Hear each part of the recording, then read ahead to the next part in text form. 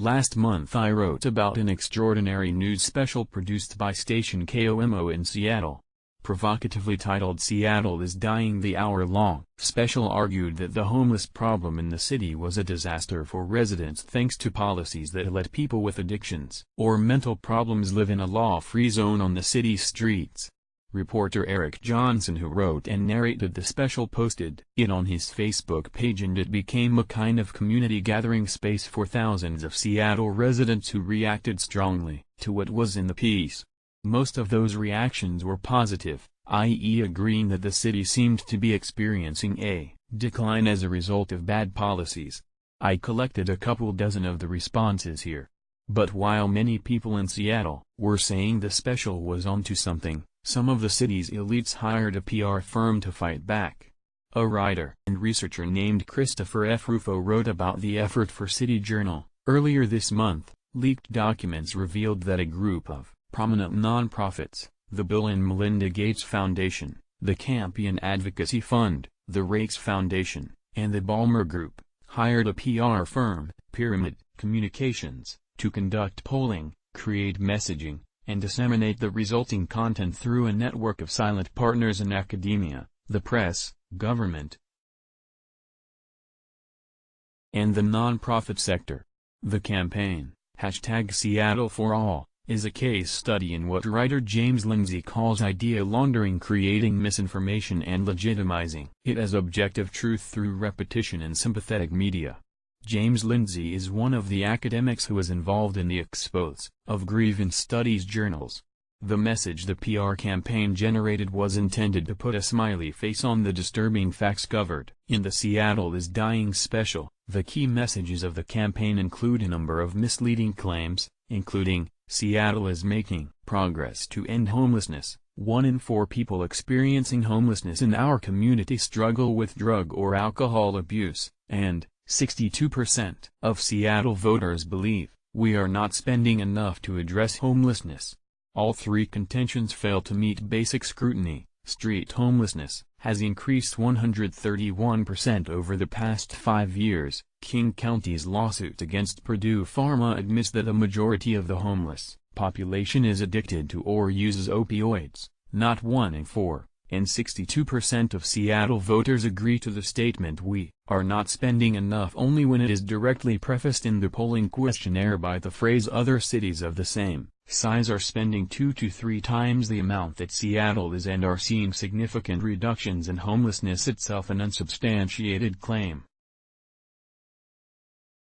When the same question is presented neutrally, without the framing, support for "we are not spending enough" drops to 7%. These talking points, which you can see spelled out here, wound up in multiple stories at outlets that received funding from the same groups who hired the PR firm for their coverage of homelessness. For instance, new poll shows the majority in Seattle say we have a moral obligation to help homeless people, and we need to spend more, declared Seattle Times data journalist Jean Bach. Catherine Hinrichsen, director of Seattle University's Project on Family Homelessness, published 6 Reasons Why KOMO's, Seattle's ABC affiliate, which broadcasts Seattle is Dying, take on homelessness is the wrong one in the local magazine Crosscut, arguing that the documentary conflates homelessness with drug use, mental illness, and crime. And Seattle Mayor Jenny Durkan told reporters that we have made a lot of progress and dismissed the documentary as an opinion piece. Her office pushed the #SeattleForAll messaging on government social media channels. Most of the reporters didn't mention where they got the information they were spreading, or who paid for it. Rufo concludes, the counter-narrative to the Seattle is Dying documentary was not a spontaneous reaction of a diverse group of experts, it was a planned effort by Seattle's philanthropic, academic, media, and governmental elites to steamroll critics. Seattle's institutional powers, in other words, attempted to quash the emerging public consensus that the city's approach to homelessness is failing. So the city had a moment of realization that there was a serious problem which was not getting better under current policies and leadership, and these well-heeled groups put together a narrative to deny it. Rufo told radio host Jason Rantz the message to the city was, trust the experts rather than your own eyes.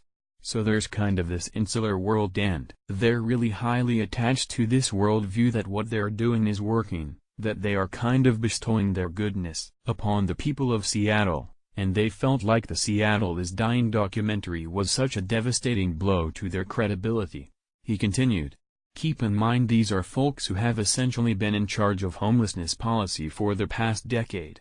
And they came back with this huge level of defensiveness trying to poke holes in Seattle is Dying, trying to discredit Eric Johnson, the reporter, and trying to persuade the public to not believe their own eyes, but to trust the experts because they know better than we do and they should still be in charge.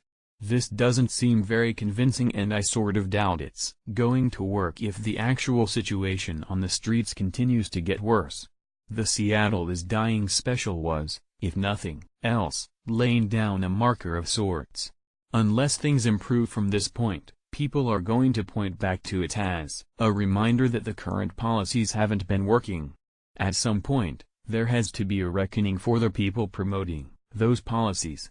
In this clip, James Lindsay attributes the phrase idea laundering to Brett Weinstein, the professor who was run out of Evergreen State College. He defines it as a way to transform prejudice and opinion into respectable knowledge by passing it through layers of academic process which exist to promote these opinions. Let's block ads. Why?